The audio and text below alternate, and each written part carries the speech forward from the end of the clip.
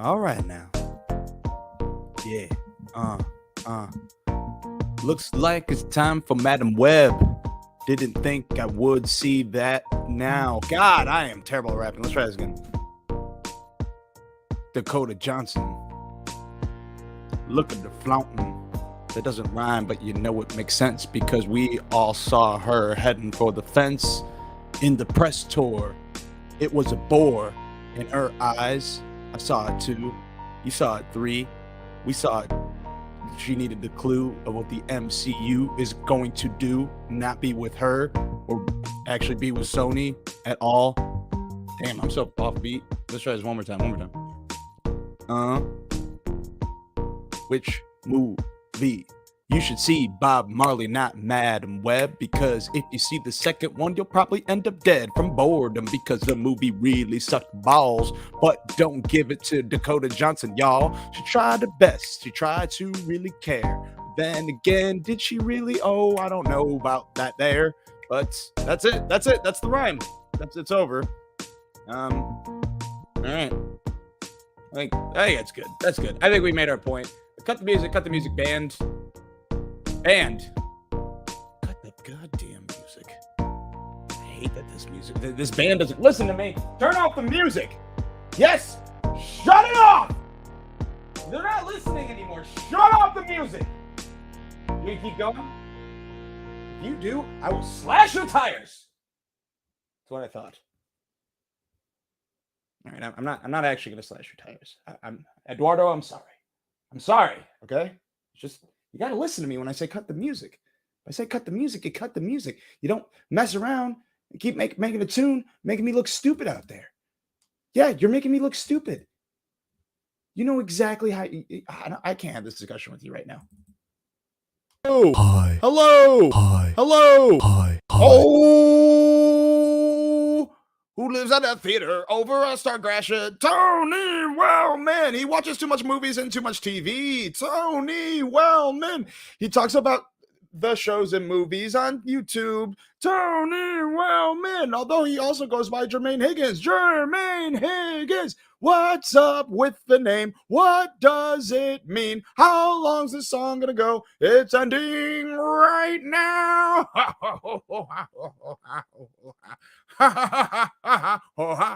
Welcome back to Poppin. It's the pornographic edition where we talk specifically about pornographic material that have come out in the past few years or some that are coming out in the next few months. Tonight, we'll be talking about, hey, what'd you put up there? And Backdoor Sluts 9. But first, tonight we will actually be talking about the show, which is PopCorn Poppin. Popcorn Poppin is the next project. But PopCorn Poppin Live. Welcome back. It's your weekly movie, TV, and streaming guide. You don't have time to figure out what to watch. There's too much content in the world, and you can't be wasting your time. So let me be the time waster for you by watching all that looks vaguely interesting and advising you on what's poppin' and what ain't. Tonight, we shall be talking about Bob Marley, One Love, and Madame Web. But also the limelight shows of House of Ninjas and the Vince Staples Show. But first, let's talk about some news. What news do you ask? I will tell you what. Sam Mendes. I just read this today. I think it just came out today. No, we have movie. I pinched a nerve. So like we were supposed to start at like 6 or 7, and I messed up my back because I'm old. No, that's a lie. I was actually working out when this happened. But then again, that might happen more often when you get older. But I feel like 30s isn't the time to be like, oh, my back. But my back hurts. I took some Tylenol, though. I should be fine. That's not a movie. You know what is a movie? 4 movies. You know how there's the MCU, the DCU, the View Askew universes, where there's a universe of movies? Well, Sam Mendes, the director of Skyfall and what's that other James Bond movie he did? He did 3 of them. Skyfall and 2 others. He also did American Beauty and Jarhead and Road to Perdition. He's a great, fantastic director. One of my favorite directors. He's awesome. He is directing not 1, not 2, not 3, but 4 Beatles movies. And each film will actually center on one Beatle at a time, all leading to their breakup in the 70s. I actually don't know the Beatles that well. But I do know well enough that if you start with Ringo Starr, I think the numbers might go down for which people would be interested in this. I do think that this is a great idea. I think everyone's going to go see this, especially with someone like Sam Mendes behind the camera. He's directing all 4 of them. I don't know how release is supposed to work out. All I know is this is supposed to be starting around 2025, 2027. So I actually don't know much. But the Beatles has their own movie universe, and there will be 4 of them. I think it's a really cool idea. They also, the families of each band member sold the life rights for these movies to be made. So it's a pretty bold thing to try out. I think it's a good idea. I think if there's one thing that we love are connecting universes. And if there's one universe to connect, why not some artists? And plus you can do the same thing with different groups and center on each band member at a time. And I do think this would be better for like a mini series, but who knows? Maybe these movies will be very, very well made. They probably will be. Like I said, Sam Mendes is the shit. Meryl Streep is coming back for Only Murders in the Building's new season. If you don't watch Only Murders in the Building, you should watch Only Murders in the Building. The latest season that she's in is my least favorite. There's more cameos separating the squad of Steve Martin, Selena Gomez, and Martin Short, as opposed to having the trio together solving crimes like the show talks about. But instead, the last season is more about cameos, specifically with Meryl Streep and Paul Rudd. And it's cool that they're separate. I understand that there are movies that do that where it's about a group, but we want to see more character development with them separated. I just didn't really care for that final season. I will be watching the next season, and Meryl Streep will be in it. Gore Verbinski, if you don't know that name, he is very underrated. Actually, a couple weeks ago, I Googled what his next film was because I haven't seen him in a very long time. If the name doesn't sound familiar to you, he directed the good trilogy of Pirates of the Caribbean, 1, 2, and 3. He also did The Ring and Rango are the most memorable films that he has done. And lately, he hasn't done much else. He's an Academy Award winner specifically for Rango, which is a really good film. I recommend it. It might be on Netflix. I'm not sure. I haven't looked it up. But the next film that he will be making, oh, wow. I don't have any information on it. Well, he's making a new movie, and it sounds pretty dope. It is... Stand by. This is like I looked over this so much. I actually worked really hard on tonight's episode. And of course, this shit happens.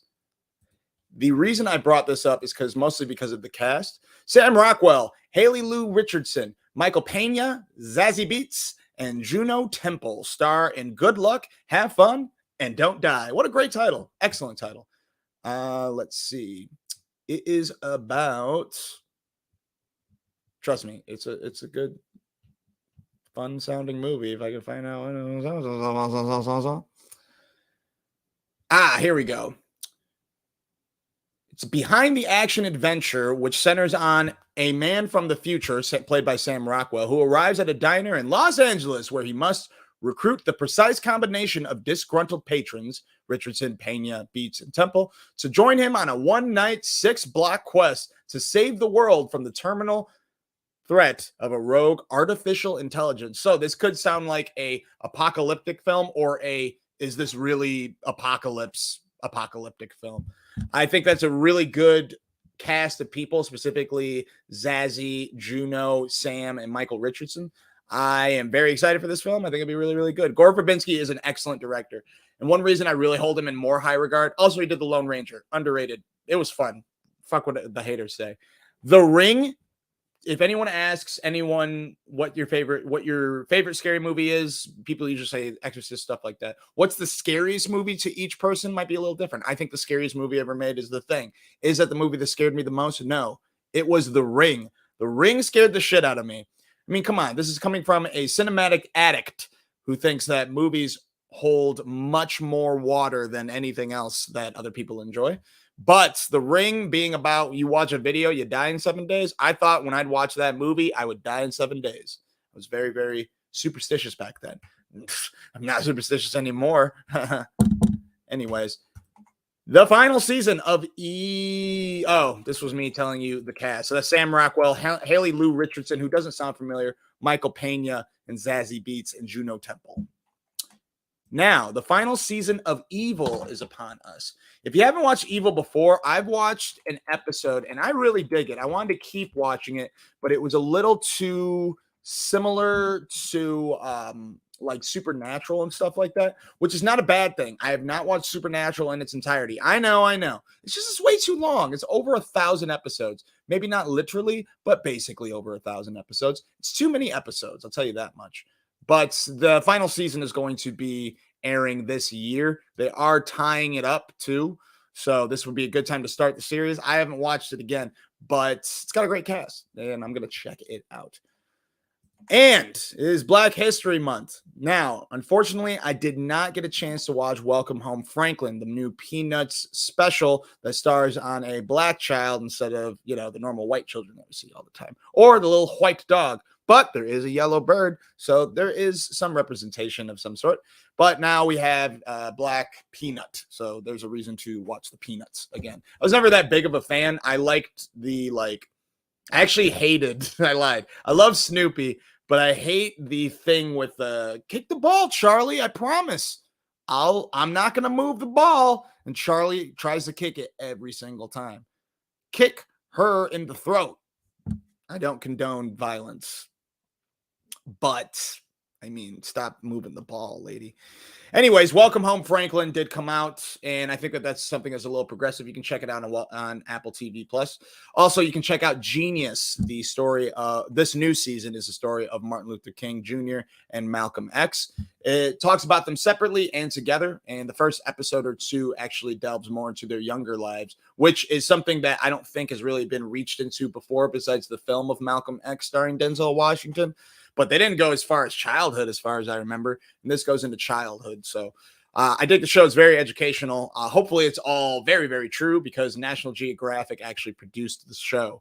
So check that out if you want to have a little more of a, Black History Month spirit as opposed to just watching Madam Web.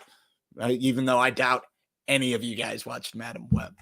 So there's that to check out, but also there was a little movie called Bob Marley, One Love, which is in theaters right now. It stars Kingsley Ben-Adir. You may know him from such things as the villain in Secret Invasion, one of the Kens in Barbie, and One Night in Miami, which you can watch on Prime right now. It's directed by Regina King, and it stars Kingsley as Malcolm X along with some other actors. One of which is Leslie Odom Jr. I remembered his name. Good shit. I had the other guy's name too here. I don't have it now. But in any case, let's get back to Bob Marley, One Love. Poppin' or not? Super poppin'. Excellent. So I have never actually sought out Bob Marley's music before. I know, fucked up. But I've heard reggae before. And I guess I've heard like like that kind of reggae. And I've always thought like one thing, and that was, this is me as a kid thinking this, I'm not a stoner. I'm not going to listen to that. Like it was just me not trying something instead of actually trying something. And Bob Marley, I've always heard about. I've always known that he has stood up for peace, but I've never actually known much about the man himself. And again, I haven't really listened to his music besides Every Little Thing Gonna Be All Right. Very famous here in a ton of movies. That and like one or two other songs. But I decided to actually listen to a lot of his music before the film just to get me in the Bob Marley spirit. I'm glad I did because specifically he saved one song for last in the film. And it's my favorite song, Redemption Song. It is so goddamn good. All of his music is good in general, but Redemption Song, like it really hit me right here. Excellent film, though. I think one set of flowers that we have to give to someone in particular, it is Lashana Lynch, who the name may sound familiar. You may remember her as the original Captain Marvel in Captain Marvel, but instead she just played, what is her name?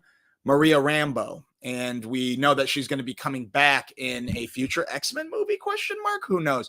She plays Bob Marley's wife. And the reason I bring her up, she's so goddamn good in this. Kingsley is excellent. He's barely recognizable from the roles he usually plays. And as I will say, Kingsley's dancing, I have seen some videos of Bob Marley before dancing on stage, and it's very hard to replicate. So this isn't a dig against Kingsley.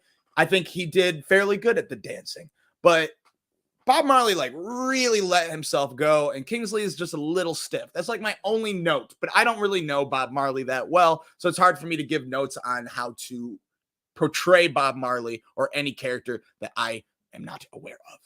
In any case, he did hit home enough. The story was very, very interesting.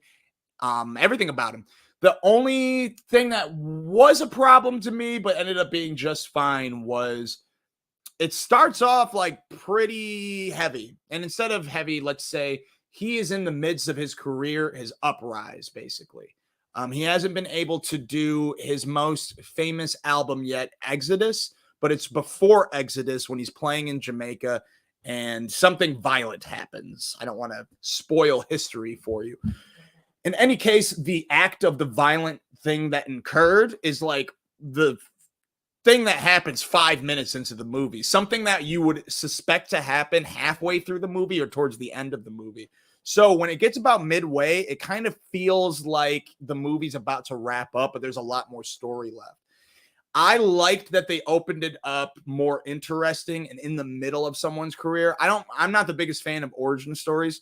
They did the origin justice in this with his upbringing as a youth through flashbacks. And I think that's a good device to have. So we're not watching half the movie of a Bob Marley we didn't know and the other half of a Bob Marley that we're familiar with, but we never saw behind closed doors. Instead, we got more of the second half sprinkled with the first half. And I think the more contemporary Bob Marley that we did know is the Bob Marley we all wanted to go see, if that makes sense. My point is, most movies that are biopics, at least made in the 90s and 2000s, early 2000s, they have the first half as the person as a child and the second half as the pop icon or popular icon, not pop, just like pop music. You know what I'm saying? Anyways, Poppin' for sure. See it in theaters? Yeah, sure. I wish I saw this in Dolby so I can really rock out to the music. I didn't look up if Kingsley actually recorded his voice as Bob Marley. If he did, bravo. If not, great lip syncing. Even if you lip sync your own voice, great job at that. You captured it. You captured it very well. And you told a story that I thought was very interesting. And I think it was great for the month and much better than your other option to see in theaters. We'll get to that later. So I was thinking about Black History Month and having a theme. I've always thought about this in the past like 2 or 3 years that I've been doing the show more seriously. And I think that Black History Month, it's the lowest amount of days of the year. So I think a lot more attention should be brought to Black history as opposed to Valentine's Day. Having said that, I wanted to make each week more of a theme of Black cinema. And when we're talking about Bob Marley, it made me think, well, what are some other musical biopics that center on Black figures, not just in rap or with protest or, like someone that's important. Not to say that the list of movies I'm going to bring up are of figures that aren't important, but I would say he did much more of a difference in the world than actually maybe none of the people that I'm going to mention. Let's find out. We are going to be talking about Black musician biopics. For instance, one of the most famous, maybe not the most famous one. I don't know many people that have seen this one, but Chadwick Boseman was James Brown in Get On Up, which was excellent. I fucking love James Brown too. So he nailed it. He looks to me nothing like James Brown whatsoever. He's got the dancing down, but like James Brown, it just looks nothing like James Brown. But I loved it to death. I highly recommend checking this out, especially if you're a Chadwick Boseman fan. And you can check this out on Netflix as of this moment. What else? You can also check out one of the other famous ones, Ray. Jamie Foxx as Ray Charles. Great film, Academy Award winner, Jamie Foxx. You can rent this movie for now for $4. It's great. It is Poppin' for sure. Another Poppin' film is about a figure that I did not know much about, especially when it came to her legal troubles, and that is the United States versus Billie Holiday, starring Andra Day, whose, I think biggest influence in life is Billie Holiday. So it's really poetic for her to be portraying her in a film, especially when Andra Day, as far as I know, didn't have much acting many acting roles before this film, if any at all. But she actually did a really good job. I can't remember if she was nominated. She deserved the nomination. You can watch this on Hulu. There was another very famous singer who actually portrayed Billie Holiday in a film as well. Can you guess who it is? I bet you can't. I'm going to tell you who it is. In Lady Sings the Blues, Diana Ross took a shot at Billie Holiday. I've never seen this film, and it's kind of hard to find, but you can find a copy on YouTube. If you just put in Lady Sings the Blues and look up videos, it'll be there. I haven't watched it yet. It's like 2.5 hours long, which is pretty long. In any case, I haven't heard anything about it because I never knew it existed. This cover does look familiar to me. I love Diana Ross. The Supremes is one of my favorite bands, if not my favorite. And it's funny because I always thought, I'm gonna make you love me.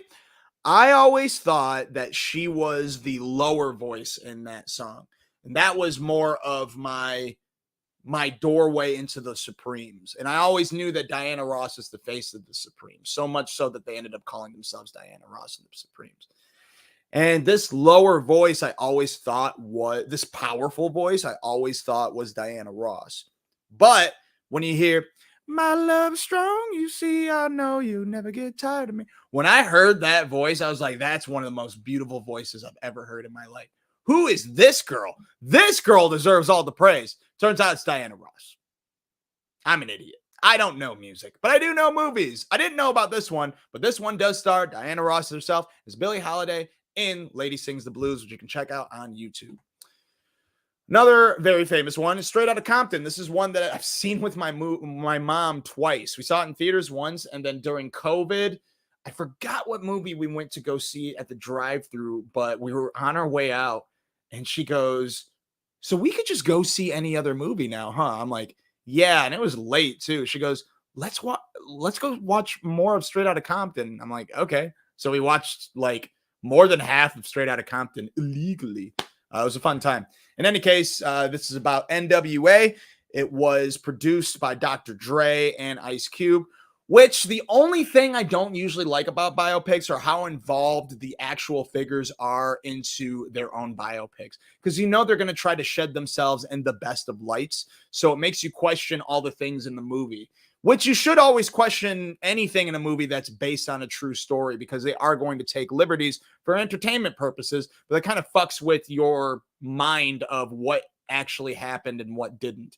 In any case, as far as I know, Straight Outta Compton was almost spot on, except the shooting scene where they're on stage performing in Detroit and a shooting happens and they run away. My mom was at that concert and she said it was fireworks, or firecrackers in particular, not gunshots, that broke that up. So I thought that was a little interesting. Firecrackers or gunshots, either way, Straight Outta Compton's excellent. Go check it out on Hulu, which I'm sure all of you have. Wu-Tang and American Saga, I know you haven't, though. You got to check out this show about the Wu-Tang Clan. Sure, the Riz is very involved in it. I don't care. It's fucking great. Not only for, like, what the rap group goes through. I'm not sure how true it is, but it is entertaining enough.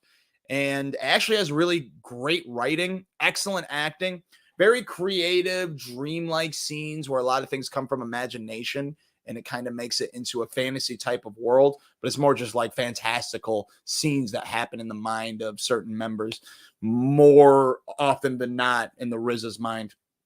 Excellent show. Honestly, I think it should have been nominated for Emmys when it comes to RZA's mother and I can't remember the actors' names from Living Single. Anyways, great show. Check it out. It's on Hulu. Bessie, I watched this last year. I talked about it at length. I'm not going to talk about it too much again, but I will recommend this movie a lot. Monique's hot right now. Monique plays Ma Rainey from, I almost said from Ma Rainey's Black Bottom, but that was the movie with Viola Davis and Chadwick Boseman, which you should check out. That is on Netflix. I didn't add it to this because I actually forgot about it till now. Anyways, Bessie Smith's biopic starring Queen Latifah. Queen Latifah I've always been a huge fan of, but I didn't know how she would be with this serious of acting. Like, she's really great in Chicago, but she doesn't have enough scenes to show like seriousness. She must have played something serious. I mean, Set It Off is a pretty serious role. In any case, you know what I'm talking about. Excellent film. I wish that she could have gotten nominated for an Oscar for this because it's a TV movie. So I think she might have won an Emmy, though. Hopefully so. Great film. Check it out on Max right now. Not the bear. Black musician biopics. Oh, I love Black musician biopics of the movie. It's such a great movie. Sorry, I read this instead of reading that. What's love got to do with it? I'll tell you what it's got to do with it. Tina Turner and Ike Turner, that's who, portrayed by Angela Bassett and Lawrence Fishburne. Another great, I thought it was a TV movie all this time, probably because I always watch the movie on TV. Excellent film. If you haven't watched it yet, you can rent it for $4 on streaming. You can also check out probably the most famous Black biopic, and that is The Temptations. Was this a miniseries, or was it a TV movie, or was it a movie? I remember it as being like a 4-hour movie. But that's probably because I've been watching it ever since I was a kid, and it's just like it was on TV all the time, specifically UPN 50. Not complaining whatsoever. Great film. So you can check this out on Tubi right now.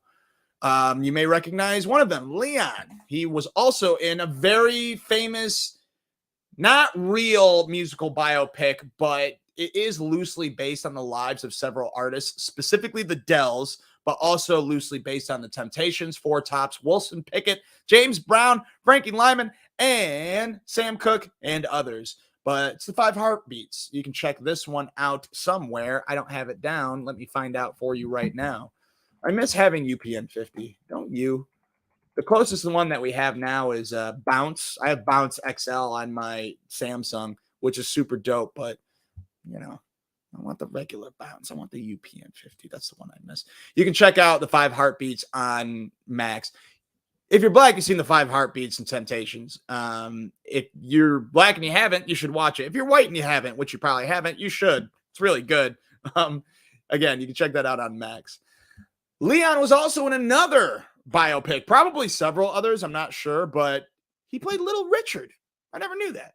I don't think it was called the Little Richard Story. I think the picture that I found only says Little Richard. Maybe it was a working title. I don't know. I don't know much about this film. I must have known this existed. I definitely didn't see it, though. But they made a film based on Richard Little. I almost said Richard Little. Little Richard. You can check it out on Tubi right now. R-E-S-P-E-C-T. I can't remember if I saw this, but Jennifer Hudson stars in this with Marlon Wayans. It's called R-E-S-P-E-C-T.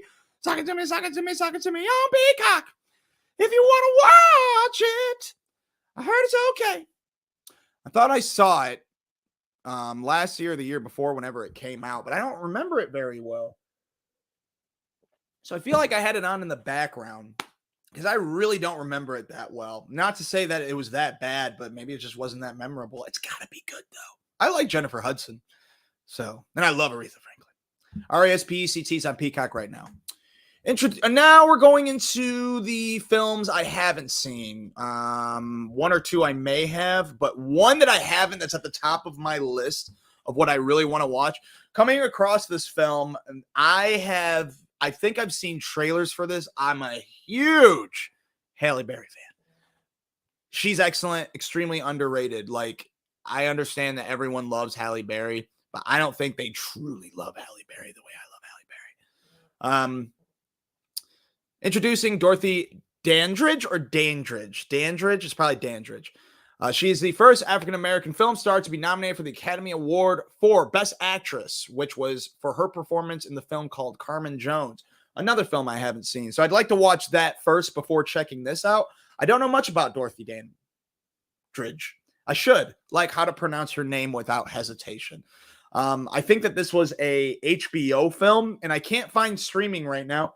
I don't think you can find it on Max, but I do want to watch this film. And this actually inspired me that every October I do horror films every day, 31 days of horror, basically, where I give you a movie list of everything to watch day by day. Not to say that you're going to do it, and not to say I'm going to review each of those movies, but it's something fun to do to get you in the spirit. And I would like to do a Black History Month one next year, specifically for films I haven't seen, which is why I do the Halloween movies, but I still give out movies that you do watch because, let's face it, you're going to run out of great horror movies. And I don't know if you're going to run out of great black films, but eventually you're going to watch all the best and you're going to be like, well, it's Black History Month. Let's watch Straight Outta Compton again.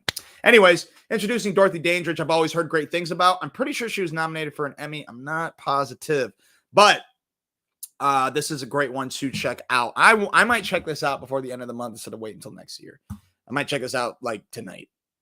I love Halle Berry. Cadillac Records I've always been interested in, but since it was I think it was in select theater, the rollout wasn't really that well. I don't know if the movie wasn't good, if they didn't spend any money on marketing, but I don't remember Beyonce going to one goddamn interview about this film where she plays Etta James. Jeffrey Wright plays Muddy Waters, from American Fiction. Mos Def plays Chuck Berry. Gabrielle Union plays Geneva Wade, who I believe is Muddy Waters' wife. And Cedric the Entertainer plays Willie Dixon. Sounds like it should be a really good movie, but I have not heard anything about it. So I'd like to check it out. You can check it out on... Drop my mic. You probably noticed because it got really loud and crackly. Make sure it faces towards me.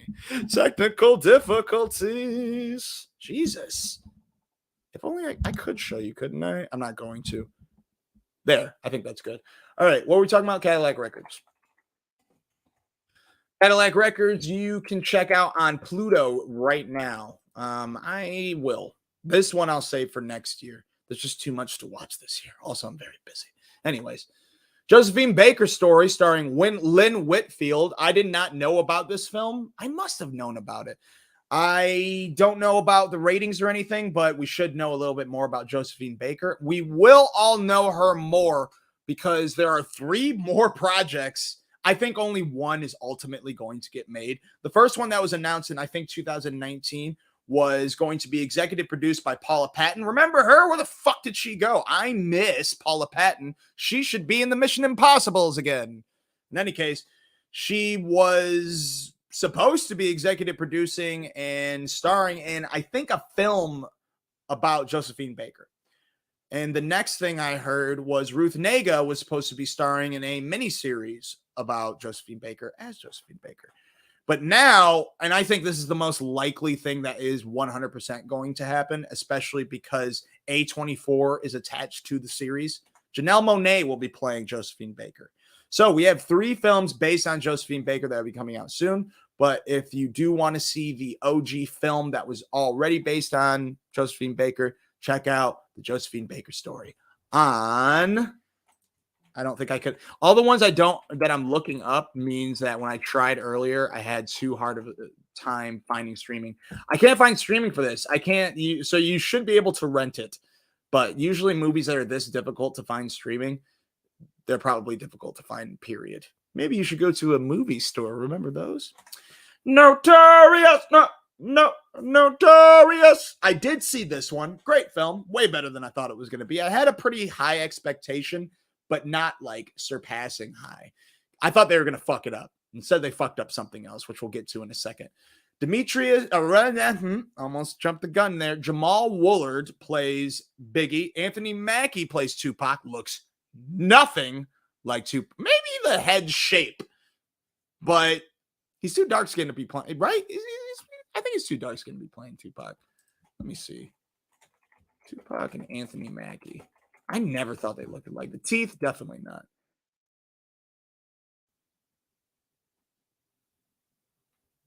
All right, so there's Anthony Mackie. And then Tupac. Oh, no, I always thought Tupac was... I always thought I looked like Tupac. I look nothing like Tupac. I'm an idiot. Anyways, maybe good casting. I still don't think they look anything alike. Regardless, Notorious is a great film. I also had Naturi Naughton as Lil' Kim. Sexy job as well. If you don't know that name, you do know her. She was in Power and Power Book 2. Anyways, you can check this one out on Hulu. Underrated. I think this should be a lot more of a household film, like Straight Outta Compton. I thought it was very well made. Sure, it's going to paint. That's the thing, though. It paints Biggie as like, I don't even really want to fight homie. But he's way too likable. Like when Tupac goes crazy out of nowhere Biggie's like, hey man, I don't want no smoke. Yeah, I feel like it did a little bit in real life. Did we find that out in All Eyes on Me? I don't know. I didn't watch it because everyone and their mother told me not to watch it. This stars Demetrius Shipp Jr. as Pac and Jamal Woolard again as Biggie. I thought that was pretty cool. So does that mean that this is a prequel sequel of Notorious? I'm not sure. I do know that this movie came out second. I recommend Tupac Resurrection. That was a great documentary. But there hasn't been, as far as I know, a well-made Tupac biopic. I also heard that this one wasn't good, but it's got to be good. Jimi Hendrix, Jimmy, All Is By My Side. It has none of Jimi Hendrix's music, which is probably why people said it's not good. I still think it's possible for it to be good. Andre Benjamin is an excellent actor. Excellent actor. Andre 3000 is an excellent musician. Maybe he doesn't play any music in this. I think it was a rights issue. They just couldn't get the rights. And it just, according to people, the movie sucks. I heard the movie sucks. His music isn't even in it. I never actually heard anything else that sucked about it. So it could be really good. You can check this out somewhere. I don't have this written down, which means it's probably hard to find. But it was written and directed by John Ridley. John Ridley actually wrote 12 Years a Slave, Martin, Fresh Prince of Bel-Air, Three Kings, the animated Justice League, Red Tails, The Wanda Sykes Show, and Undercover Brother. Isn't that wild? Isn't that something? Isn't that amazing? It's got to be good. I can't imagine it not being good, but I read it's not that good. Nina, I hear this isn't good. And I love Nina Simone, and I fucking love Zoe Saldana, but she plays Nina Simone. And David Oyelowo plays her manager, Clifton Henderson. You can check this one out on Tubi. Bird, a movie I had no idea it existed. Granted, this came out in 88, and I wasn't a big Clint Eastwood directed this. Had no idea. Forrest Whitaker plays Charlie Parker. I didn't know who Charlie Parker was until I went to college and I started researching more music, and Charlie Parker's amazing. But you can rent this for $4. I read that it's relatively good, but it should be relatively amazing because I think Clint Eastwood, specifically in the around this time, the late 80s, early 90s, and the early O's, was a very great director. Now he's just old, but he wasn't old when this came out, so it's probably well made. This is a miniseries I didn't watch, the New Edition story, super high rated. When it came out, people were asking me, did you watch it yet? Did you watch it yet? I'm like, no, I don't know New Edition. They're like, you should watch it, because actually I was against watching it because I don't know New Edition like most people know New Edition. But you can check this out on BET Plus and Paramount Plus. It's very high rated. I'm definitely adding it to my list. I try not to watch anything about boy bands anymore. But then again, this could be a man band. See, I'm so unfamiliar with their music that I don't know if what I said was a slight or not. But is it like Casey and JoJo a little bit? I shouldn't ask questions like this. I have no idea. Anyways, I hear this is great. I hear this is not. Aaliyah, the Princess of R&B. R.I.P. Aaliyah. If you're not familiar with her acting, she did Queen of the Damned. Great vampire movie. Check it out. But apparently they made a bio. This was a TV movie, I believe, starring Alexandra Shipp. Alexandra Shipp as Aaliyah. You can check this out on Roku channel or rent for $4. I hear it's not popping, though. I hear it's very much not good. So maybe skip that one. Another one that I'm 99% sure that we can't skip, especially after finding out how cool. My point is, in this movie came out, no one knew who Romany Malco was, but and I don't know if I'm even pronouncing his name right, but I have seen the cover of, I don't have the picture right now, but the cover of this movie is a very far away shot, and it's of MC Hammer. It's called Too Legit, the MC Hammer story. I hear it's awful, but you can check it out on YouTube right now, apparently. I want to check it out. I'm curious. The last awful movie that you shouldn't watch is it stars Flex and Alexander. And it's a movie that is going to be made soon. They actually just announced a few things. We'll get to that in a second. This movie's called Man in the Mirror, the Michael Jackson story. This is a still from it. I think I don't need to say any more. I didn't watch it. I kind of want to, but I also kind of don't. It looks fucked up. like they didn't take it seriously. But you know who will take it seriously is Antoine Fuqua, because in April of 2025, the Michael Jackson biopic entitled Michael will be happening. Joe Jackson will be portrayed by Coleman Domingo. Neil Long will be playing his mother, and Michael Jackson's nephew, Jermaine Jackson's son, Jafar Fuqua? What? Can't be Jafar Fuqua. I must have that wrong. It must be Jafar Jackson. Yeah, Jafar Jackson. It's Antoine Fuqua as a director. Anyways, he will be playing Michael Jackson in the new biopics. This is kind of news. I don't think that's him on the right, but that is him on the left. That's Jafar, and it looks like he takes it seriously. And I think if there's one thing that can be proved with actors portraying real life people, you can't go wrong all the time by hiring someone that's related to the person, i.e. Ice Cube's son. He did a fucking phenomenal job as Ice Cube. Also, that actor's pretty good as well. Anyways, of course they're good. Of course, the people that are making the movie are going to say he's amazing in it, but they give him nothing but high praise. They say his dancing's spot on, which I figure, like, if you're going to get someone that can play that good as Michael Jackson, you're probably going to have to get someone else to be equally as good as doing his dance moves, which is going to be hard as fuck to do, period. The kid, I didn't write down his name. It's a new kid that we don't know. Apparently they will be going into Lil Michael, because you have to have Lil Michael is just as important as adult Michael. Again, this is gonna be coming out April 2025. It'll be called Michael. All right, now Limelight shows real quick. The Bear, I just caught up on The Bear. Excellent show. It's about a young chef from the fine dining world who returns to Chicago to run his family's sandwich shop. It's mostly directed by Christopher Storer. If you don't know that name, it's because he doesn't usually do television. He usually does comedy specials. He's done comedy specials for Jeff Garlin, Bo Burnham, Rami Youssef, Hassan Minaj, and some episodes of Rami, and a show called Dickinson, which we'll talk a little bit about in a second.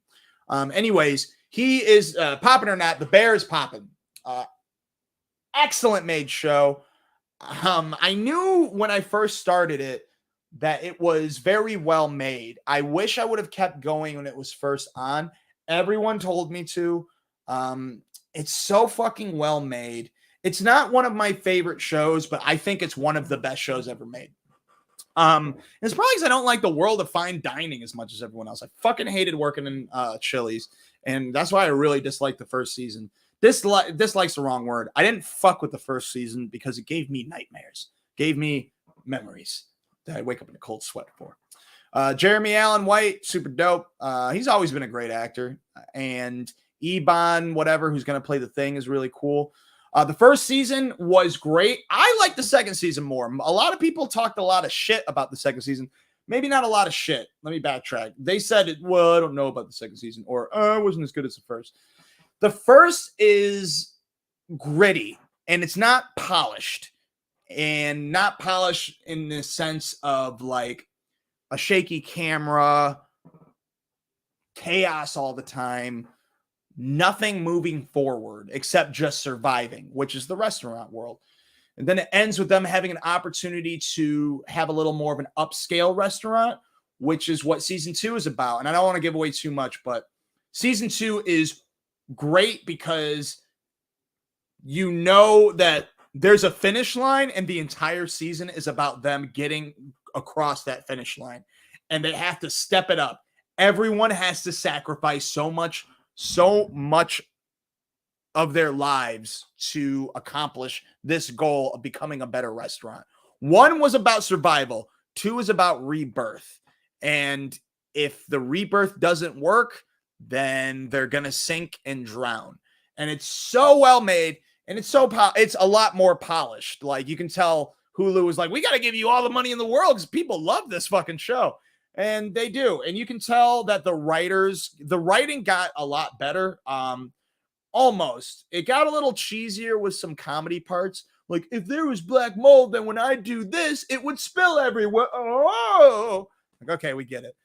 There's a lot of one comedic thing that they do often, and it was really hard for me to explain this to someone, is they're like, wait, what did he just say? He said that there's an alligator in the back seat. Oh, well, we should probably take care of that. Yeah, like that kind of humor. Literally, what did you just say? Hey, repeat that, or them repeating the words. There's a comedy formula when it comes to repetitiveness, or like, what did you say? Like, I don't know. Watch season 2 and look out for that, and you'll know exactly what I'm talking about when you're looking for it. I'm not a comedy expert. I've just watched a lot of comedy, and I can tell that they used a formula a lot, maybe a little bit too much. But the fact that I'm bringing this up is such a minute, unimportant fucking thing that it only goes to show how great the show is, because I don't have much else to complain about, except everyone should watch it. The cameos are dope. I thought that the trailers for this second season that was playing like great. Hulu, chill out on the ads for your own shit. I'm watching your I'm watching your streaming service. I understand you're trying to push your shows. Have a wider variety of trailers instead of showing one trailer 17 times for the one thing that I'm watching. Thank you. Anyways, they showed a lot of the cameos that were going to appear in the second season, but it still didn't ruin it for me. I had either forgotten about the actors that were going to appear, or it was still such a great time with them. Point being, the bear is great. And I want to talk a little bit about Ayo Edebiri. She's the reason I decided to go back to the show. I think she's an amazing actor. She's hilarious, and watching the bear, it's cool to see do more of a dramatic side. I became a huge fan after specifically Bottoms, which I'll talk about in a second. But you may not recognize her from a movie called Theater Camp, which was okay. She was the best part. She was a consulting producer on Big Mouth, which she also now does the voice of Jenny Slate's character. I can't remember her name. She was in a couple episodes of I Think You Should Leave with Tim Robinson. And she was in a show called Dickinson. Now, I've always seen trailers and posters for this show, and I like Haley Steinfeld, but to be honest, I was kind of like, I don't know about the show. Is it sexist for me to say I thought it was too much women's rightsy? I thought that's literally what I thought. And it doesn't make it any better because I'm willing to admit it. But I literally thought, this is too progressive.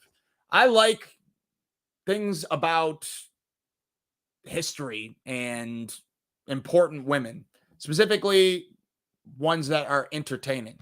Because I've talked about this before, and you can feel the room getting hot when I'm talking about it now.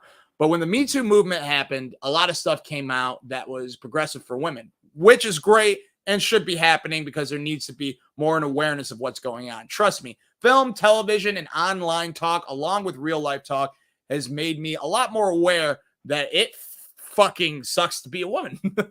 But Dickinson came out, and I actually did not watch a trailer of it. Every time a trailer came on, I looked away. I'm like, I don't want to watch a show about Emily Dickinson. I don't care.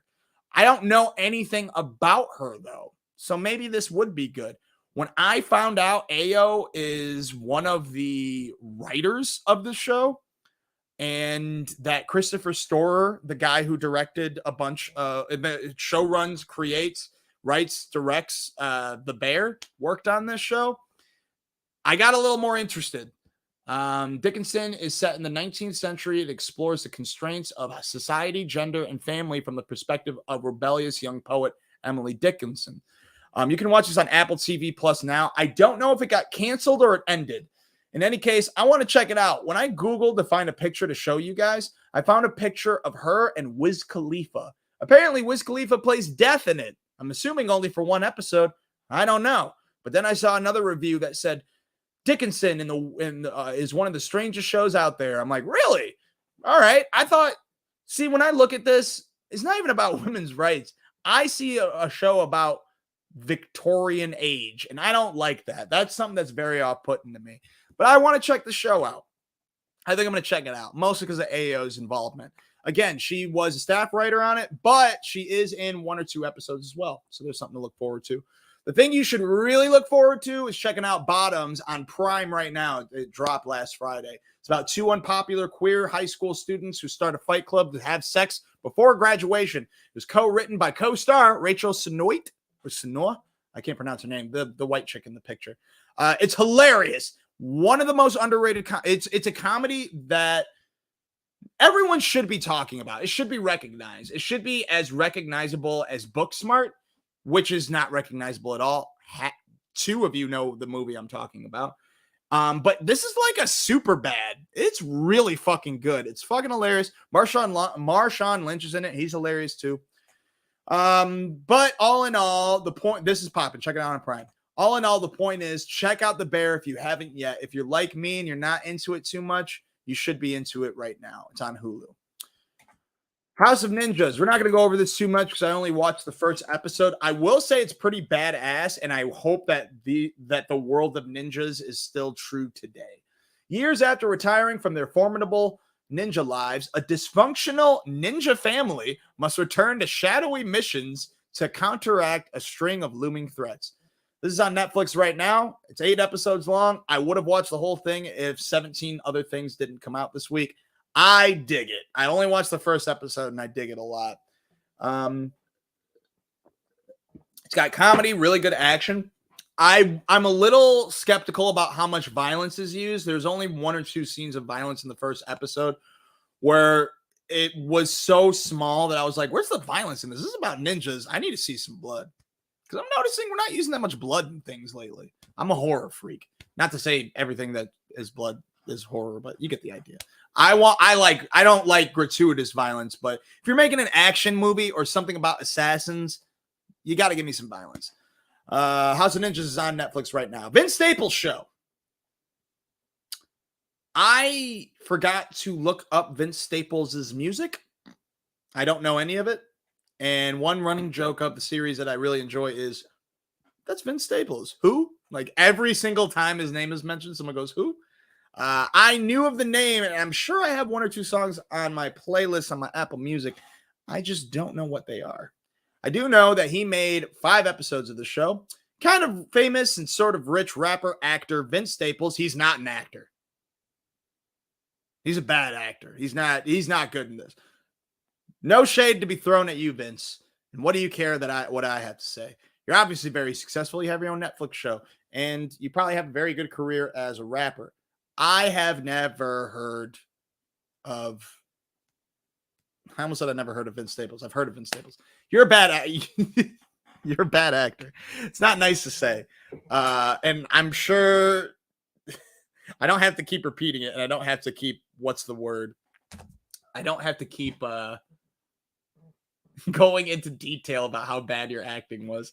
I will, because I didn't know that that's what this log line said. Kind of famous is sort of rich rapper, actor Vince Staples. You will watch this and know he is not an actor. So don't look at that log line or listen to that log line thinking, oh, he's an actor. What else has he been in?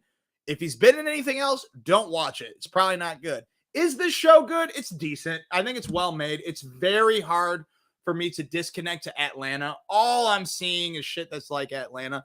And I am not saying by any means that this show is stealing from Atlanta. It might be. But I honestly don't think so. I think he probably watched Atlanta and said, hey, I want to make my own show. But I do think that there is a rapper mentality of like there being a weird world. Look at music videos. Basically, this is 5 episodes long, and they're just all music videos without the music, but they make a little more sense, even though an episode by itself like doesn't make sense.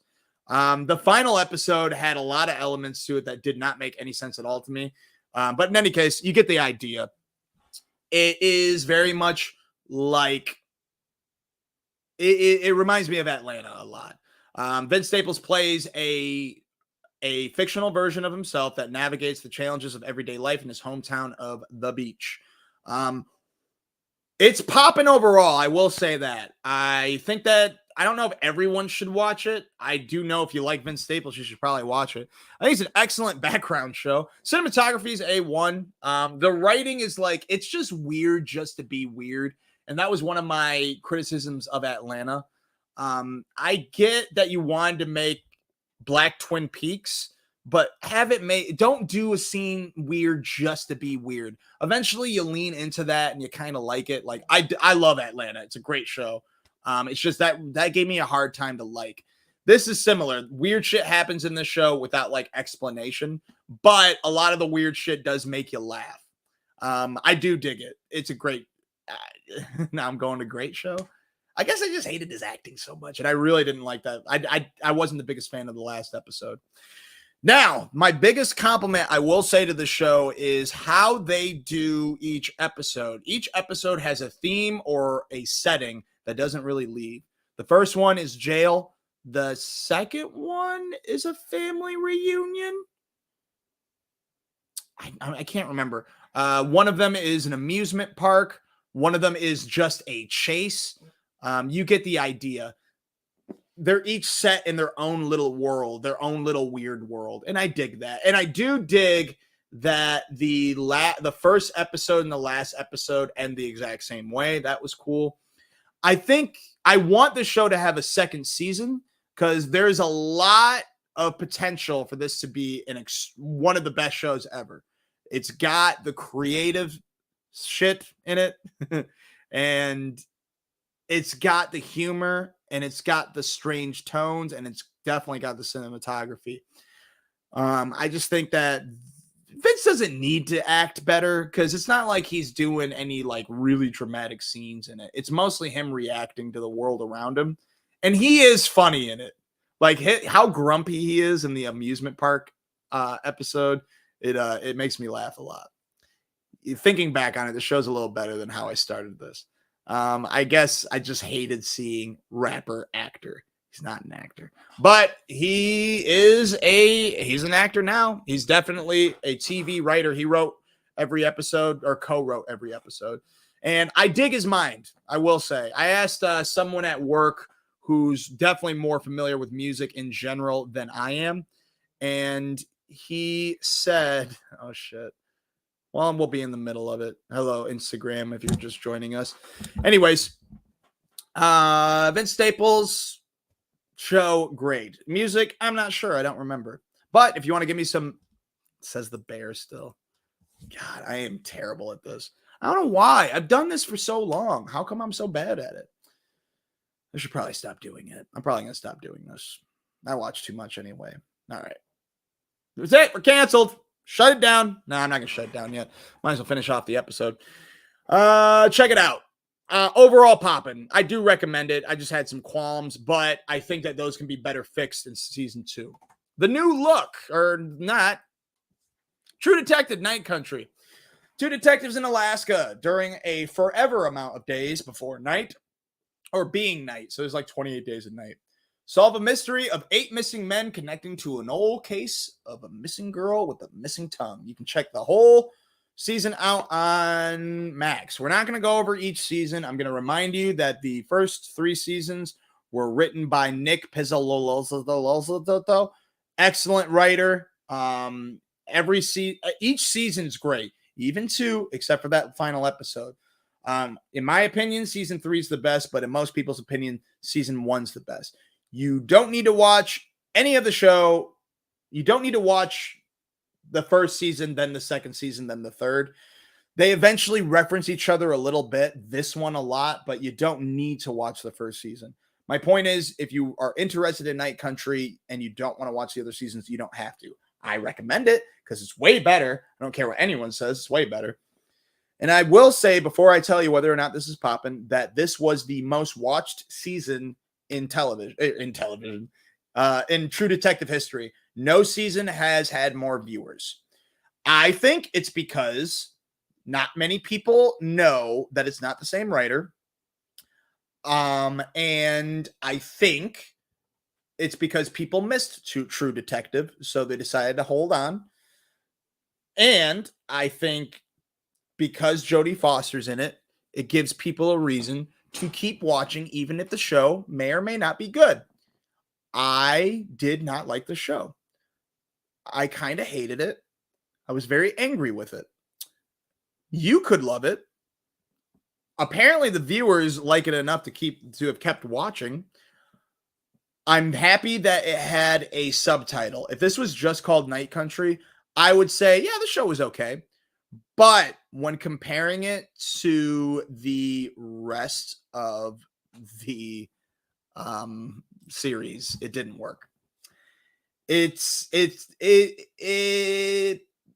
hints at, so the whole series, specifically season 1, kind of sort of hints at supernatural things, but kind of sort of. This one leans into it super heavy, and it's not a spoiler because Issa Lopez, the person that wrote and directed the series, this season, she said she wanted it to be as believable as the first 2.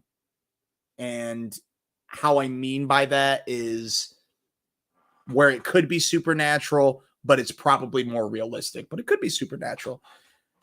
And they do that. The case is interesting. There's 4 missing men from this weird experimental station, and they're eventually found in a block of ice in the middle of nowhere, naked, screaming. So that's cool. The case is cool. Everything else about it, I didn't care for. I really didn't. I think the co-actor is pretty good. Carly something. I don't have her name right now. I apologize. Jodie Foster's good in it. The writing to me is terrible. It's really, really bad. There's a scene where someone's about to shoot someone else, and Jodie Foster's like, think. No, think. It's so bad. I hated it. What the answer to what happened to the 8 missing men, it was interesting. I don't want to spoil anything. I also don't want to do popcorn popping a shit on other people's shit. So I will tell you, in my eyes, not popping, but give it a shot because it is the most viewed season of all the True Detectives, which means it's probably likable to more people than I. It's on Max right now. The new look. I decided to start the show. I don't know if I'm going to continue it because it's not my type of show, but it is very interesting. The story of how fashion icon Christian Dior and his contemporaries, including Coco Chanel, Pierre Balmain, and Cristobal Balenciaga, I know that one, navigate the horrors of World War II and launch modern fashion. I don't remember Balenciaga and Pierre, dude, but I do remember Coco Chanel and Christian Dior, and specifically Coco Chanel. Her storyline, at least so far in the first episode, is crazy. I didn't realize how involved the Nazis were into the world of fashion.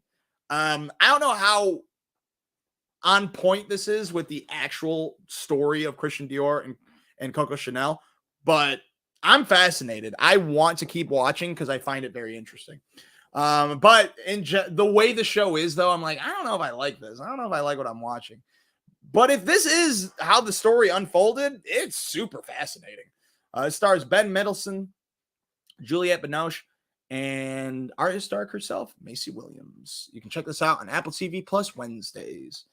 Tokyo Vice, Ansel Elgort, and Ken Watanabe star in a show about an American journalist that plugs into the Tokyo Vice police squad and descends into the neon underbelly of Tokyo. I've talked about it at length.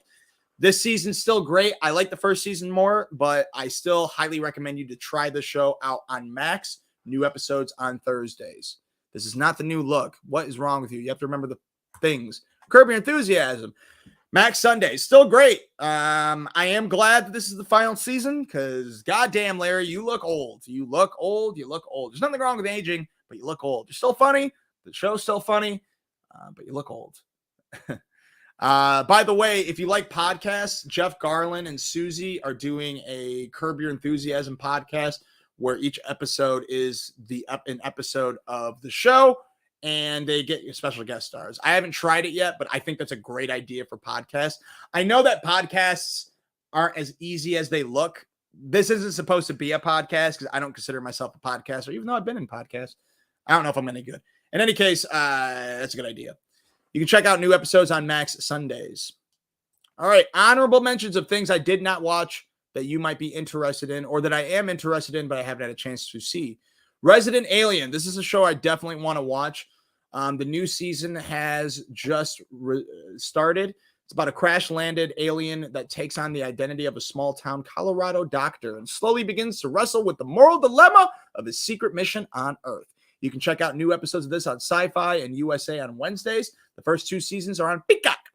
I want to check this out. I highly recommend it. I hear it's very well made. Equalizer. I don't know if this show's good, but the new season 4 is on Sundays right now. CBS Paramount Plus, starring Queen Latifah.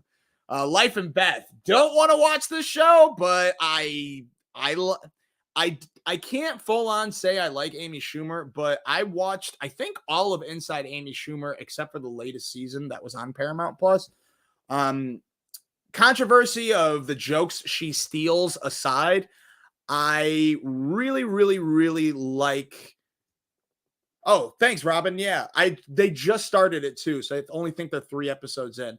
It's a great way for you to rewatch the show and to find out behind the scenes looks of that show. A couple other great TV show podcasts. I didn't listen to the New Girl one, but New Girl does it, and Always Sunny does it, and that one's great. Anyways, Life and Beth. I like Inside Amy Schumer. Some episodes more than others. I love Trainwreck. Great film. I haven't watched anything else with Amy Schumer. I won't watch this. Hulu, you showed me this trailer too much. I talked about this earlier. I'm talking about it now. I hated it. I'm moving my neck too much. I have a pinched nerve. You're making me angry. You're making me get in pain. It's mostly Hulu's fault more than Amy Schumer's, honestly. However, I thought well enough to mention it because Amy Schumer's accomplished a lot. I mean, whether she did steal jokes in order to do so. Oh, she's related to Chuck Schumer. I found out about that recently. I didn't know that. After a sudden incident, Beth, a seemingly successful woman with a long-term relationship and steady career, takes a look back at her past to see who she wants to become. You can check out, I think the whole season dropped on Hulu, season 2. I won't watch this. Overall, I think the show might be good, though. It looks decent, specifically because of the cameos, but it is her same type of comedy that doesn't really adapt ever, although the trailers for the first season seemed more dramatic than comedic like they showed in the second season. So I don't know if she pivoted or the show is still more of a dramedy than a comedy. I don't know. This is in select theaters now. It stars Ewan McGregor and his daughter, his real-life daughter, when they play fake, real life. Father takes his estranged daughter on a road trip to get her out of trouble, leading to their strained relationship being tested as they meet all types of strangers along the way.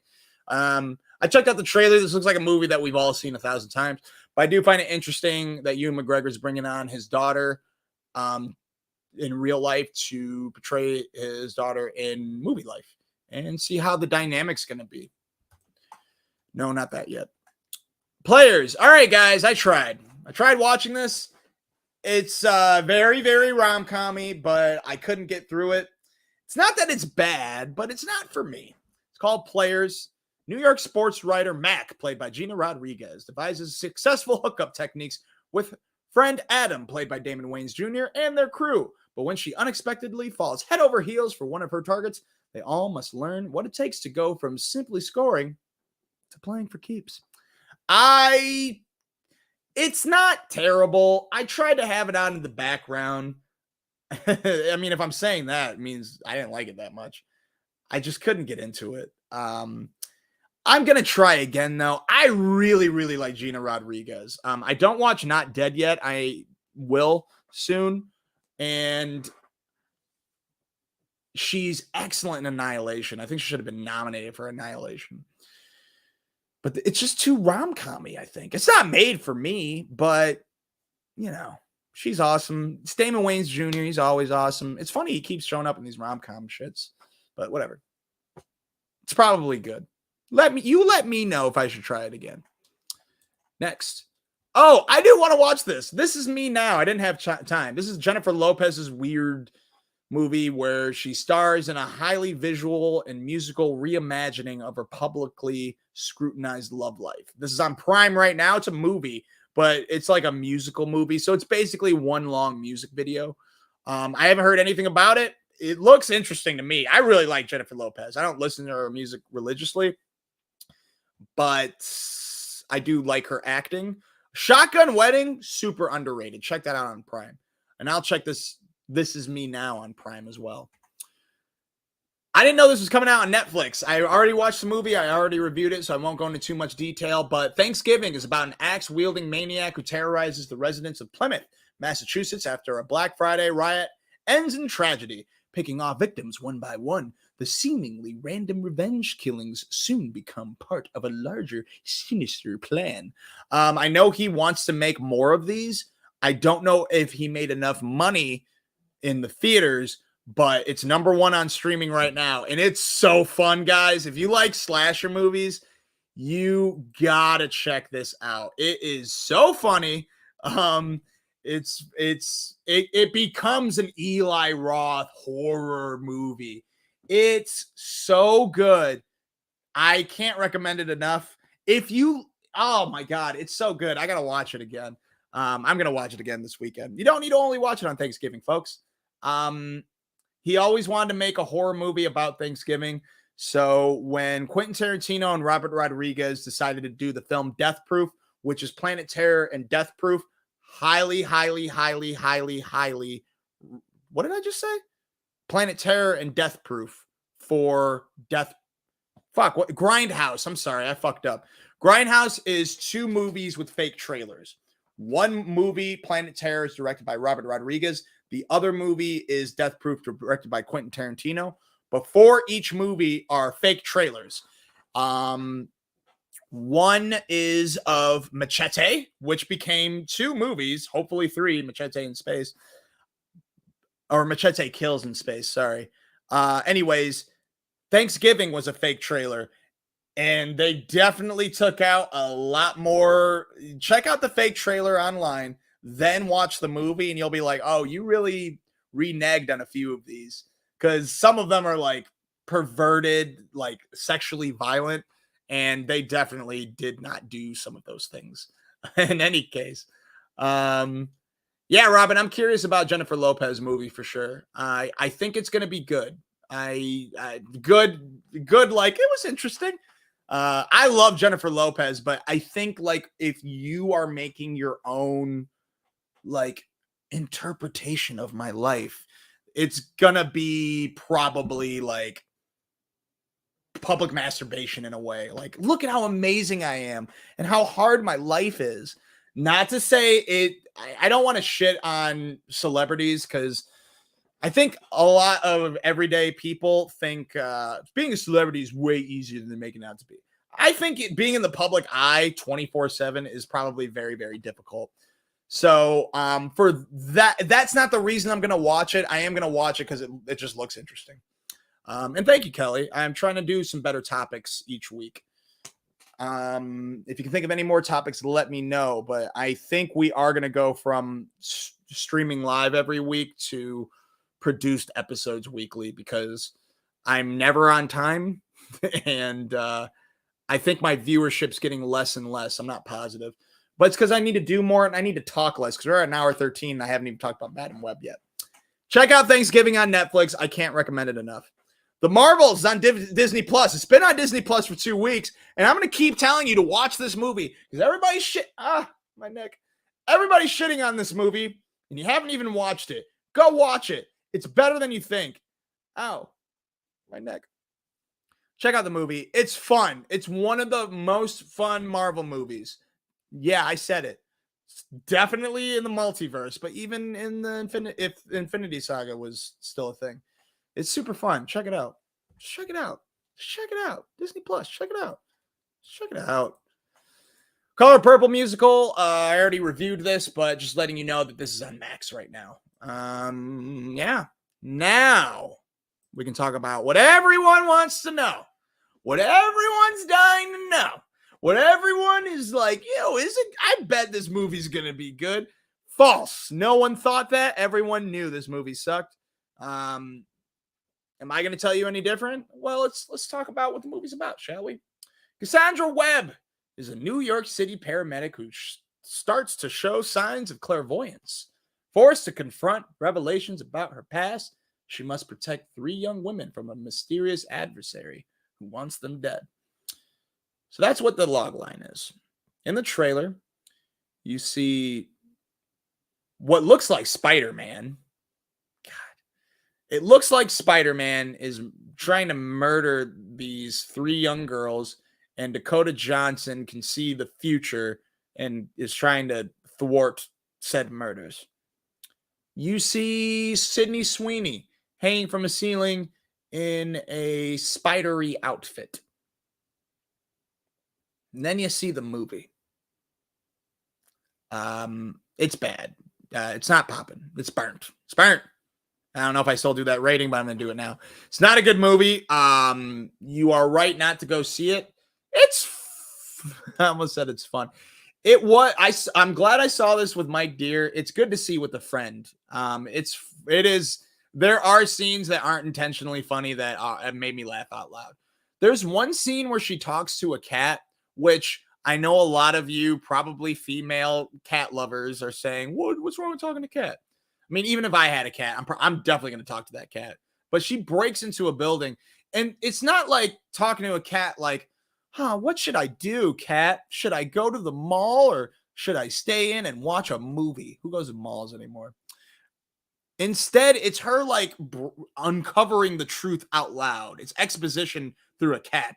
She goes, but that means he was at the prison because of this. Like, she's not really talking to that cat. She's talking out loud to herself, and it looks stupid. That was a scene I really hated the most. There are other scenes I hated.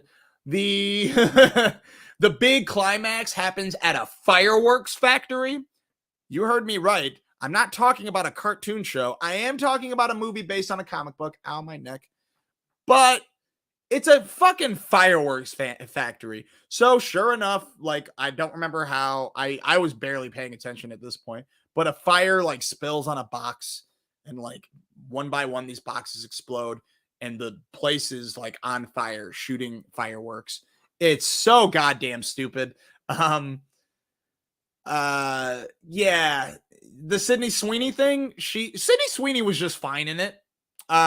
Dakota Johnson was just fine in it. Like, sure, she didn't do a good job acting like she cared about the movie in her press tour, but she did okay in this. There are some scenes where you can tell she's doing her best to, you can tell she realized, like, I made a mistake.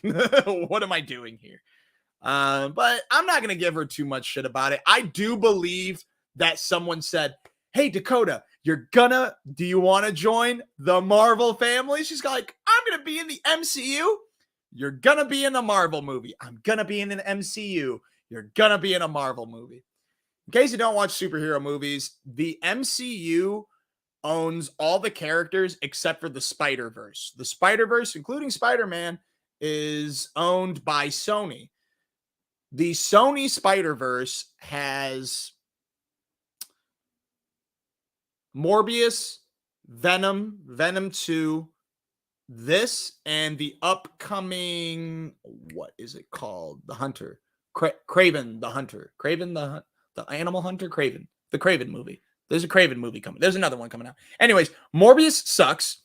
The Spider-Man movies that we saw with Tom Holland, they are MCU films because Sony and them made a deal. Venom is by itself as well. But look, a lot of people give me shit. They're like, Venom 1 was pretty good. It's entertaining. I think there's a difference between entertaining and good. But isn't it good enough to be entertained? 100%.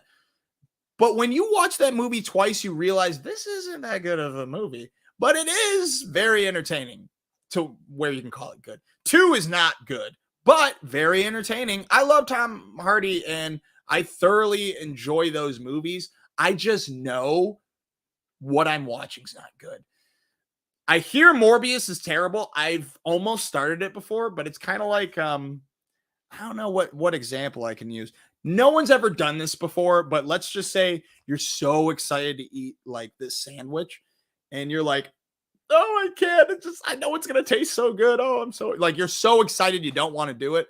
Morbius, I'm so excited of how bad it is that I've started it a couple times. I'm like, "Oh, I can't! I'm gonna hate it so much. It's gonna be awesome." This I was too excited not to watch. I don't know why. I don't know why. I thought it had more potential than Morbius, and I wanted to be the one guy to be like, "Hey guys, it's not that bad," but it was that bad. I knew it was going to be, and it is.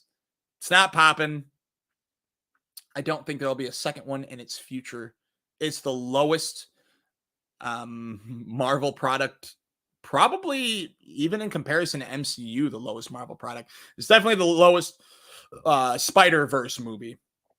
So, yeah, don't watch it. If it's out on streaming and you want to hate watch something, watch it. But don't go to theaters. Don't waste your money on it. It's not good. And if you buy it, I mean, we don't know the overseas numbers. It might do well overseas because that's what happens with some of these shitty movies. If Japan thinks it looks dope, that movie's going to be made again. If it makes good enough money worldwide and shit in domestic, they don't care. They're going to make the movie again. So don't watch it. Having said that, I'm sure a lot of people worked very hard on this movie, and it's not the worst movie in the world. I was watching the movie. I know I've shit on it a lot, but let's be for real. It's Bad, but like Mike Deere was just talking match, like every little thing. He was like, "What's this? What's that? This is AI generated." And I was like, "I don't know, man. I know this movie's bad, but that doesn't mean I'm actively looking for bad things. I don't need to. There are so many bad things about it." But I think people are being I think the internet loves to join together in hating something. And this movie is very bad. I think that people are making it out to be worse than it is, even though it is very bad. Let's stop talking about it. Things that are streaming are not new, but I wanted to talk about these movies real quick. Mission Impossible Dead Reckoning Part 1, my least favorite Mission Impossible film, but it's still worth. If you love Mission Impossible, you got to watch it. It has the worst dialogue ever. Maybe worse than Madam Web. Also, one thing about Madam Web, Argyle was worse. I'm saying that. Probably better made. No, it was worse. Fuck that movie. I hated Argyle. I like Madam Web more. Mission Impossible, this one I liked more than both of those movies I just said. I liked it so much, I rewatched it. And dialogue, still terrible. Action scenes, still dope. It's just the writing was really bad for this movie. And something tells me Tom Cruise is a lot more heavily involved. Because sure, you could say this Ethan Hunt is like America's James Bond, except he doesn't usually sleep around. In this one, all of a sudden, he's got 7 love interests at the same time. And you're like, wait, which one is what? Like, it's confusing. Pom Klemenef, I can't pronounce her name. You know, Mantis from Guardians of the Galaxy is the best part of this movie. Haley Atwell, close second. And there is a car chase scene that's really great. If you like pointless action, check it out. If you want to laugh your ass off at some of the worst dialogue you've ever seen, check out this movie. Still holds up with some more terrible dialogue. Oppenheimer. I'm in the middle of rewatching it right now. I got a half hour left. I stopped it to finish making this episode. Fuck, it's 10:24. I got to finish this up. Oppenheimer, way better the second time. I still think it's a little overrated, but it is captivating. I can't say I love this movie because I'm a hater. I don't want to say I love this movie because everyone loves this movie. I still will say it's 100% overrated, but it is extremely well made, and it is captivating. It's hard for me to leave my eyes from the screen, separate my eyes from the screen. All right, next week. Ethan Coen co-wrote and co-directed from the Coen brothers, Drive-Away Dolls, which stars Margaret Qualley, Melissa Viswanathan. Melissa Viswan, her, and Pedro Pascal. I think he's in one scene. Jamie regrets her breakup with her girlfriend while Marion needs to relax. In search of a fresh start, they embark on an unexpected road trip to Tallahassee. Things quickly go awry when they cross paths with a group of inept criminals. Sounds a lot like a lot of other Coen Brothers movies, specifically that second half. If you like Coen Brothers, you'll notice that sometimes they make really heavy dramas and sometimes they make really heavy comedies. And this is a very heavy looking comedy. And Joel Coen did a movie by himself, The Tragedy of Macbeth, very heavy drama. You can tell which does comedy and which does drama. And I think that that's really, really cool that we're going to be able to see that a lot more divided. I don't think this movie is going to be as great as the Coen brothers together, but I think it looks fun. You can check this out in theaters Thursday. I'm very excited to watch this. Parallel, this sounds interesting. I don't like multiverse shit because it's what's the word? Saturated? I don't know if that's the right word. There's a lot of it out there. It's a lot. But this follows the journey of Janessa. Why did I say Janessa? Who's Janessa? Follows the journey of Vanessa, a grief-stricken woman who mysteriously finds herself navigating between parallel spaces. This is co-written by Aldous Hodge and his brother Edwin Hodge. You may recognize Aldous from things. I can't think of anything right now.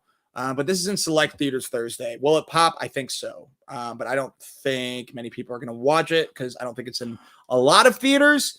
But it looks interesting. By the way, Driveway Dolls, I think it'll pop. Anyways, Mea Culpa. If it wasn't Kelly Rowland, nothing against Kelly Rowland. I love Kelly Rowland. Come on. I love Kelly Rowland. But wasn't Kelly Rowland in something else? Although if it is who I think it is, I don't want to say what I'm thinking of right now. Yeah, it was this. Remember her in Friday the 13th or Friday 13th? Freddy versus Jason. I mean, she wasn't bad in it. I don't know why I'm saying it like that. I thought it's weird. She's done one other acting role, and it was in this slasher. Those weird like B movie horror movies always has a rapper that can't act that well. Kelly Rowland wasn't terrible in it, but like Busta Rhymes is terrible in H2O. Anyways, this is Mea Culpa, not a slasher, not a horror, not a comedy. It's a Tyler Perry, like serious Tyler Perry movie. I like when he does stuff like this. I'm not the biggest fan of Medea. I don't think she's terrible, but I think the comedy in those movies aren't that great.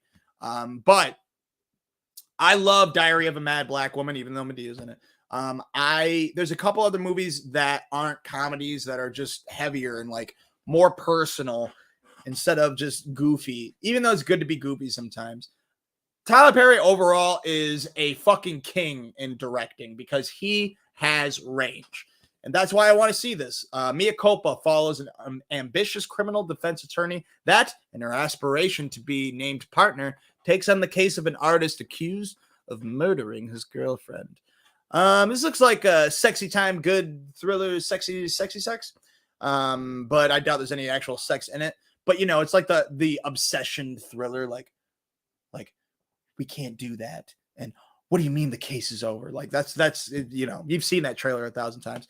I've seen this kind of movie 1,000 times, but when I didn't know it was Tyler Perry. And the first half of the trailer, I was like, this doesn't look like anything I haven't seen before, but I want to watch this. But when I found out it was Tyler Perry, this does look a little bit more different than different Tyler Perry, if that makes sense. We'll find out more on Netflix this Friday. The Walking Dead, The Ones Who Live, the highly anticipated return of Rick Grimes, was that his last name? And Michonne in a mini series. I bet you this is going to have more than one season of Walking Dead. And this will be on AMC on Sundays. I think usually when they do a new season of Walking Dead, the season premiere is available on AMC Plus the Friday before the premiere day, the Friday before the Sunday it premieres. So heads up, you might be able to watch the first episode or two on AMC Plus Friday, but it officially airs on Sunday. Next.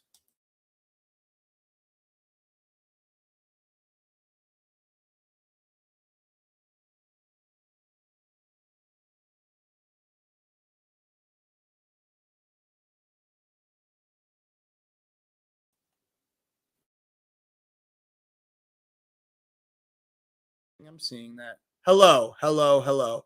Sorry, something weird happened with the thing. Yeah, I quit the show in the end of Negan's first season because I was like, something tells me they're never going to kill off Negan. And they didn't. He has his own show now. It's so stupid. Anyways, I wanted to watch the show for Rick and eventually Michonne.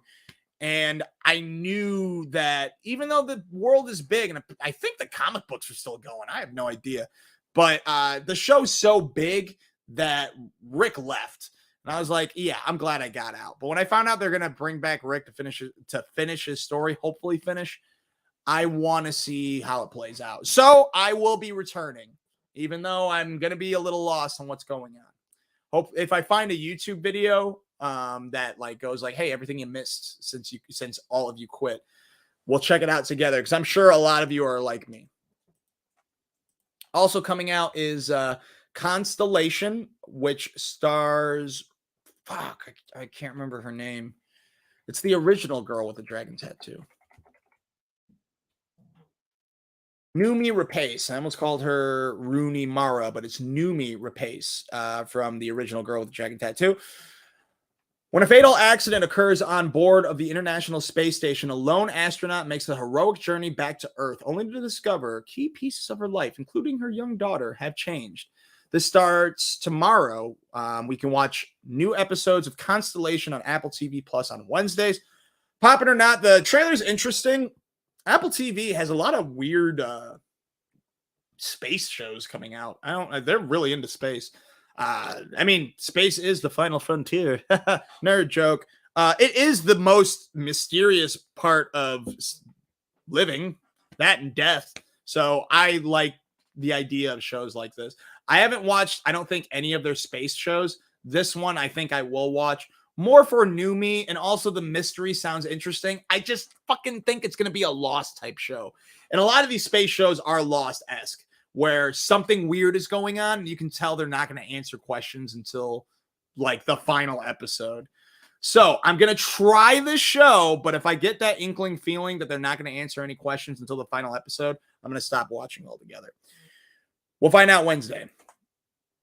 Bad Batch. I won't go into what the show's about. If you love Star Wars, you're going to love this show. The final season starts Disney Plus Wednesday. Avatar, The Last Airbender. Never watched the animated series. It's on the top. It's like number 8 on IMDb's top 250 television shows. And I've always heard nothing but, dude, you got to watch it. It's such a great show.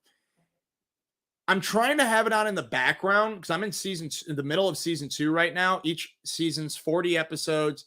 Each season's 40 episodes. Each season's 20 episodes. I have 40 episodes left. I'm trying to have it on in the background to catch up in time with Netflix's live action version, but it's so good I can't have it on in the background. It's like a really well-made, hilarious show.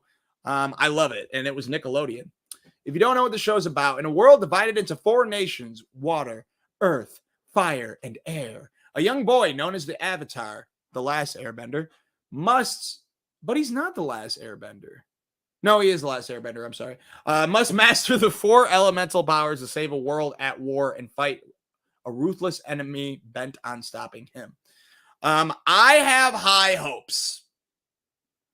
I watched the trailer, and it does look like the environment that they build around the characters looks a little like, oh, I don't know if that looks real. Like, it looks noticeably green screeny. Besides that, I'm going to give it a shot because the show had, the animated series had great writing, great action, great fighting scenes, hilarious comedy, but excellent character development. I want to see that character development in live action. The Avatar television series is one of the most surprising animated shows I've ever seen. I did not think it was going to be that good. So I'm going to have to check it out. And finally, something that I don't think anyone's going to check out, but I'm interested in it. It's called The Second Best Hospital in the Galaxy. It's going to be on Prime Friday. I don't know if it's going to be the whole season. Usually Prime release, besides like The Boys, Prime drops the whole season of series all at once. This one's about two alien doctors that tackle anxiety-eating parasites, illegal time loops, and deep space STIs. It stars the voices of Stephanie Sue from Everything Everywhere All at Once, Keke Palmer, Kieran Culkin, Sam Smith, Maya Rudolph, and Natasha Lyonne, amongst others. I think it looks pretty funny. It definitely has potential. It looks mind-fucky and dope. All right, we made it. I'm so tired. It's way past my bedtime. Tune in next Sunday. Hopefully I can announce something. Something that we will be doing in person. I can't talk about it yet. It'll be fun. Check it out. And also Poppin is going to be coming out with a special in March. I won't tell you what it is, but I'm excited for it. Two scripts have been written so far. I just got to write the rest of it and we can start filming soon. But yeah, there's some good things to come. I'm sorry that we're always late. And I got to think of how to do this shorter and like a better way. Because I know I talk a lot, but I love movies and television. And obviously some of you do too. Because whether you watch this for 10 seconds or 10 minutes or all of the minutes, that means you must like me or movies too. And I know I need to separate this into clips. I got to work on it. I'm just very busy right now. I'm never being involved with life ever again. After this class and this video sketch group and this other thing I'm in, I'm done. I'm not taking any. I'm not done. I'll act again and all that. Whatever. We're not here to talk about me. We're here to say good night. Good night. I'll talk.